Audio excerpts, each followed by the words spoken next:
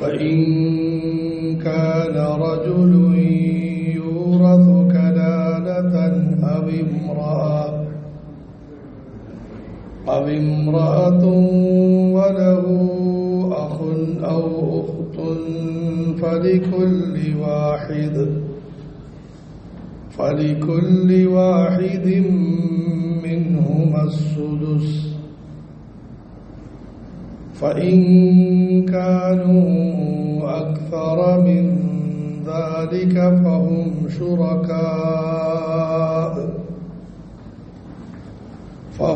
شركاء في الثلث من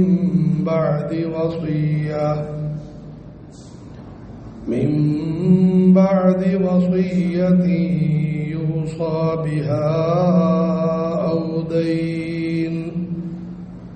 أو دين غير مضار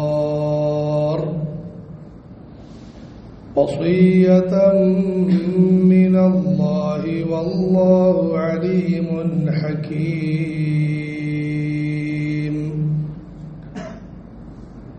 وإن كان رجل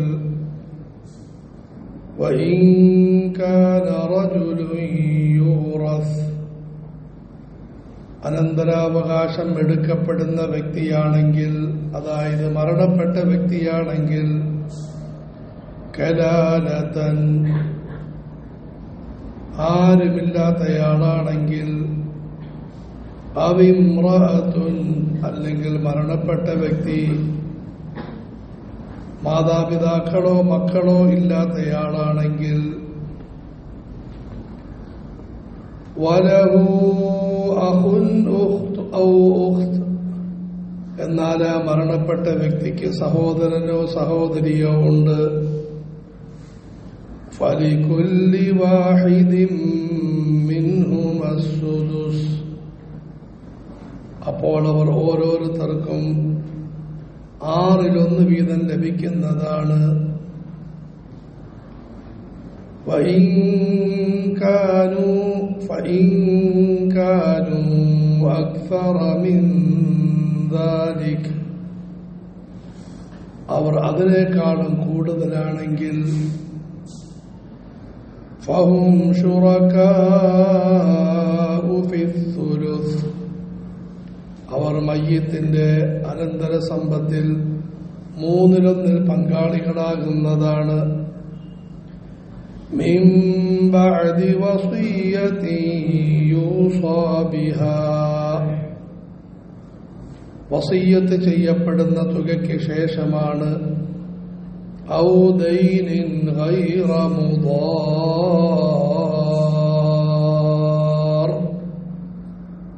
ഉപദ്രവകരമല്ലാത്ത കടത്തിനും വസിയ്യത്തിനും ശേഷമാണ് അവർക്ക് നൽകപ്പെടേണ്ടത്.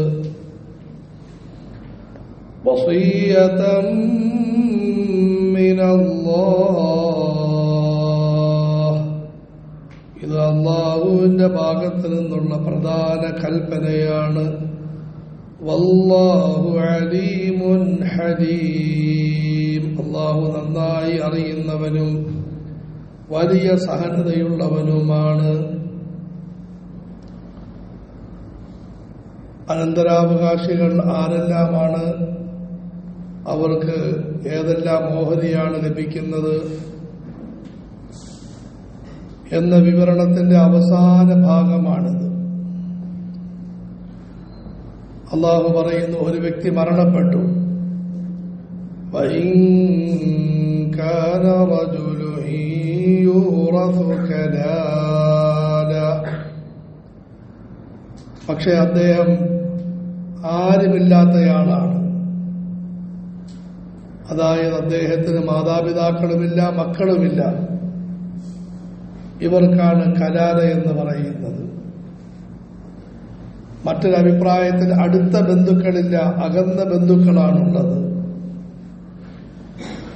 وَإِن كَانَ رَجُلٌ يُورَثُ كَلَالَةً أَوِ امْرَأَةٌ അല്ലെങ്കിൽ ഒരു സ്ത്രീ മരണപ്പെട്ടു, അവർക്ക് മാതാപിതാക്കളോ മക്കളോ ഇല്ല, മക്കളൊന്നെങ്കിൽ ഉണ്ടായിട്ടില്ല, അല്ലെങ്കിൽ ഉണ്ടായി അള്ളാഹുവിന്റെ തീരുമാനപ്രകാരം പടച്ചവരിലേക്ക് യാത്രയായി. വലഹു അഖുൻ ഉഖ്ത് ഔ ഉഖ്ത്, എന്നാൽ അവർക്ക് സഹോദരനോ സഹോദരിയോ ഉണ്ട് താനും. മരിച്ച വ്യക്തിക്ക് സഹോദരനുണ്ട്, സഹോദരിയുണ്ട്. ഫലികുല്ലി വാഹിദിൻ മിൻഹുമസ് സുദുസ്, അപ്പോൾ അവർ ഓരോരുത്തർക്കും 1/6 വീതം ലഭിക്കുന്നതാണ്. സഹോദരന് 1/6 കിട്ടും, സഹോദരിക്ക് 1/6 കിട്ടും. فإن كانوا أكثر من ذلك فهم شركاء في الثلث. ഇനി അവർ 2-ൽ കൂടുതലാണെങ്കിൽ 3 സഹോദരങ്ങളുണ്ട്, 3 സഹോദരിമാരുണ്ട്. എല്ലാവർക്കും കൂടി 3/1 ലഭിക്കും. മയ്യിത്തിന്റെ സമ്പത്ത് ഉദാഹരണത്തിന് 3 ലക്ഷം രൂപയാണെങ്കിൽ 1 ലക്ഷം രൂപ ഇവർക്കെല്ലാവർക്കും കൂടി ലഭിക്കും. അത് പങ്കിട്ടെടുക്കാം. ഇവിടെയും മനസ്സിലാക്കേണ്ട ഒരു കാര്യം, കൂടപ്പിറപ്പുകൾക്ക് ഇസ്ലാം കൊടുക്കുന്ന സ്ഥാനമാണ്. തന്റെ സഹോദരനൊന്നും കിട്ടാൻ പാടില്ല, സഹോദരിക്കൊന്നും കിട്ടാൻ പാടില്ല എന്നിങ്ങനെയുള്ള കാഴ്ചപ്പാടുകൾ ഇന്ന് വ്യാപകമായി കൊണ്ടിരിക്കുകയാണ്. തന്റെ സമ്പത്തിന്റെ കാര്യം ഇരിക്കട്ടെ, മാതാപിതാക്കളുടെ സമ്പത്ത് പോലും കൂടപ്പിറപ്പുകൾക്ക് കൊടുക്കാതെ അടിച്ചെടുക്കുന്ന രീതിയും ഇന്ന് വ്യാപകമാണ്. അള്ളാഹു നിരോധിച്ചിട്ടുള്ള കാര്യമാണ്. ഇതിൽ തികഞ്ഞ സൂക്ഷ്മത വേണം. എന്താണെങ്കിലും ഇവർക്കുള്ള അനന്തരാവകാശത്തെ പറ്റി പറഞ്ഞു. അതിനുശേഷം വീണ്ടും അള്ളാഹു ആവർത്തിച്ചു പറയുന്നു, മിൻ ബഅദി വസിയ്യതിൻ യൂസാ ബിഹാ ഔ ദൈനിൻ ഗൈറ മുദാർ. മയ്യിത്തിന്റെ സംസ്കരണത്തിന് ആവശ്യമായ ചെലവുകൾ, കടബാധ്യത, മയ്യിത്തിന്റെ വസിയ്യത്ത്, ഈ 3 കാര്യങ്ങൾക്ക് ശേഷമാണ് ഈ അനന്തരാവകാശം വീതിക്കപ്പെടേണ്ടത്. പക്ഷെ ഈ 3 കാര്യങ്ങൾക്കുമുള്ള നിബന്ധന ഗൈറ മുദാർ, ഉപദ്രവകരമല്ലാതിരിക്കണം. മയ്യിത്തിനെ സംസ്കരിക്കുന്നു എന്ന് പറഞ്ഞ് മയ്യിത്തിന്റെ സമ്പത്തിൽ നിന്നും കുറെ പൈസ ചെലവാക്കൽ, 100 സോപ്പ് തേക്കാൻ വേണ്ടി, ഒരു 2000 മുണ്ട് ഉടുപ്പിക്കാൻ വേണ്ടി, ഒരു 4000 തോർത്ത്, ഇതെല്ലാം ഉപദ്രവകരമാണ്. വല്ലവരുടെയും സമ്പത്തിൽ കൈയിട്ട് വാരലാണ്. എന്നാൽ വല്ലാത്ത പിശുക്കും പാടില്ല. ഒരു 1/4 സോപ്പ് അല്ലെങ്കിൽ പഴയ തുണി, ഇങ്ങനെയില്ല, മധ്യമമായ രീതി. അതുപോലെ തന്നെ കടവും അക്രമപരമല്ലാത്ത കടമായിരിക്കണം. അള്ളാഹു കാത്തുരക്ഷിക്കുമാറാകട്ടെ. ഞാൻ വാർദ്ധക്യത്തിലേക്ക് നീങ്ങിക്കൊണ്ടിരിക്കുന്നു, ഏതാണ്ട് അടുത്ത് തന്നെ മരിക്കുമെന്ന് സ്വാഭാവികമായിട്ട് മനസ്സിലായി. ഈ സമയത്ത് അനന്തരാവകാശികളെ ദ്രോഹിക്കാൻ വേണ്ടി കുറെ കടമങ്ങ് മേടിച്ചു. എന്റെ സമ്പത്തിനേക്കാളും കൂടുതൽ കടം മേടിച്ചു. ഇത് ഉപദ്രവകരമായ കടമാണ്. പ്രത്യേകിച്ച് മാതരവായ റസൂലുള്ളാഹി സ്വല്ലല്ലാഹു അലൈഹി വസല്ലമയുടെ അത്ഭുത വചനങ്ങൾ ഇന്ന് പുലർന്നുകൊണ്ടിരിക്കുകയാണ്. ഒരു മനുഷ്യന് പ്രായം കൂടുന്തോറും 2 കാര്യത്തിലുള്ള ആർത്തി വർദ്ധിച്ചുകൊണ്ടിരിക്കും. ഒന്ന് ആയുസ്സിനോടും, 2 സമ്പത്തിനോടും. വലിയ വലിയ വയസ്സന്മാരാണ് വലിയ കച്ചവടങ്ങളുമായി ബന്ധപ്പെടുന്നത്. അതേസമയത്ത് മഹാന്മാര് തിരിച്ചാണ്. വാർദ്ധക്യത്തിൽ അവർ ജോലികളെല്ലാം മാറ്റുമായിരുന്നു. 63 വയസ്സായി കഴിഞ്ഞാൽ അവർ ഏത് നിമിഷവും മരണത്തിന് തയ്യാറാകുമായിരുന്നു. പ്രത്യേകിച്ചും അനന്തരാവകാശികളെ ദ്രോഹിക്കുന്ന നിലയിൽ കടബാധ്യത നടത്തുന്നത് കടുത്ത കുറ്റമാണ്. അതുപോലെ വസീയത്ത്, ഇത് 3-1 ഉള്ളിൽ നിന്നുകൊണ്ടുമായിരിക്കണം. അതിൽ കൂടാൻ പാടില്ല. ആർക്കെങ്കിലും വസീയത്ത് ചെയ്യുന്നു, ഏതെങ്കിലും വ്യക്തികൾക്കോ സ്ഥാപനങ്ങൾക്കോ വസിയ്യത്ത് ചെയ്യുന്നത് വളരെ മഹത്തരമായ കാര്യമാണ്. അല്ലാഹു തആല മരണത്തിന് ശേഷവും നമ്മളുടെ ആഗ്രഹങ്ങൾ സഫലമാക്കാൻ വെച്ചിരിക്കുന്ന ലളിതവും മനോഹരവുമായ കാര്യമാണ് വസിയ്യത്ത്. തന്റെ കുടുംബത്തിന്, കൂട്ടുകാർക്ക് ഉപദേശങ്ങൾ നൽകുക, അതുപോലെ തന്റെ സമ്പത്തിനെ എങ്ങനെ ചെലവഴിക്കണം എന്ന് നിർദ്ദേശിക്കുക. അതിൽ 1/3 ഉള്ളിൽ നിൽക്കുന്ന സമ്പത്ത്, നേരത്തെ പറഞ്ഞ 3 ലക്ഷം രൂപ, അതിൽ 1 ലക്ഷം രൂപ വസിയ്യത്തായിട്ട് എന്തെങ്കിലും കാര്യങ്ങൾ നന്മകൾക്ക് വേണ്ടി ചെലവഴിക്കുന്നത് നല്ലതാണ്. അപ്പോൾ ഇത് കഴിഞ്ഞിട്ടാണ് അനന്തരാവകാശം വീതിക്കേണ്ടത്. അവസാനമായി അല്ലാഹു പറയുന്നു, വസിയ്യതൻ മിനല്ലാഹ്. ഇത് അല്ലാഹുവിന്റെ ഭാഗത്ത് നിന്നുള്ള വസിയ്യത്താണ്, ഗൗരവമായ ഉപദേശമാണ്. വിഷയം തുടങ്ങുന്നത് യൂസീക്കുമുല്ലാഹ് എന്ന് പറഞ്ഞുകൊണ്ട്, അല്ലാഹു ഗൗരവമായി ഉപദേശിക്കുന്നു എന്ന് പറഞ്ഞുകൊണ്ട്, വിഷയം അവസാനിപ്പിക്കുന്നത് വസിയ്യത്തൻ മിനല്ലാഹ് എന്ന് പറഞ്ഞുകൊണ്ട്. അനന്തരാവകാശത്തിന് നിയമം എത്ര ഗൗരവമായിരിക്കും. വർഷങ്ങളായി വീതിക്കപ്പെടാത്ത അനന്തരാവകാശം ഇന്നിങ്ങനെ കളിച്ചുകൊണ്ടിരിക്കുകയാണ് കുടുംബങ്ങളിൽ.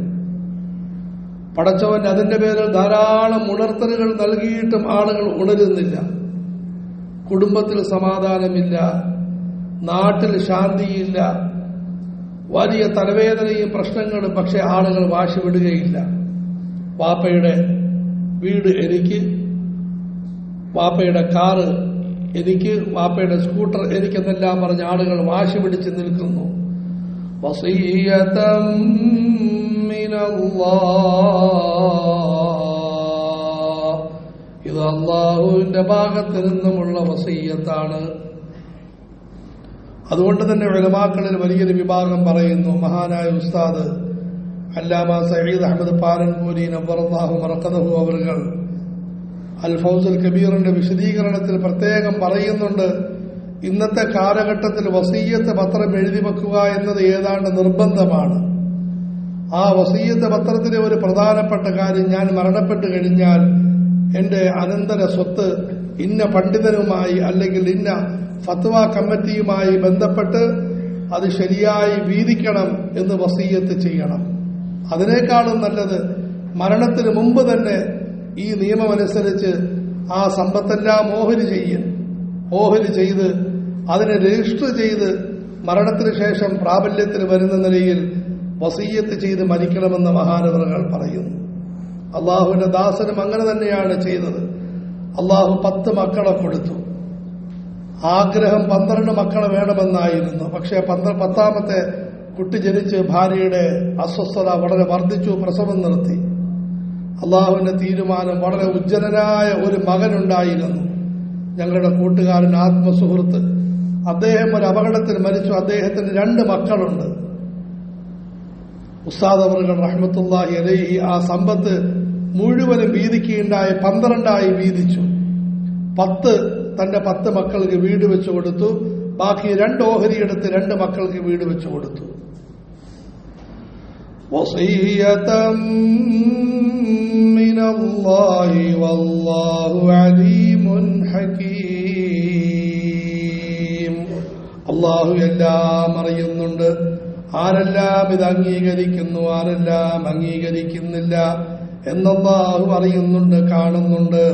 വല്ലവന്റെയും സമ്പത്തിട്ട് കളിക്കുന്നവരെയും ആ സമ്പത്തിൽ സൂക്ഷ്മത കാണിക്കുന്നവരെയും അല്ലാഹു കാണുന്നുണ്ട്. എന്നാൽ മോശപ്പെട്ടവരെ പടച്ചവൻ പെട്ടെന്ന് ശിക്ഷിക്കുന്നതല്ല, ഹലീം. കാരണം അല്ലാഹു വലിയ സഹനതയുള്ളവനാണ്. ഇന്നല്ലെങ്കിൽ നാളെ നന്നാകുന്നോ എന്ന് അല്ലാഹു നോക്കുന്നതാണ്. അല്ലാഹു ഇതിന്റെ ഗൗരവം മനസ്സിലാക്കാൻ തൗഫീഖ് നൽകുമാറാകട്ടെ.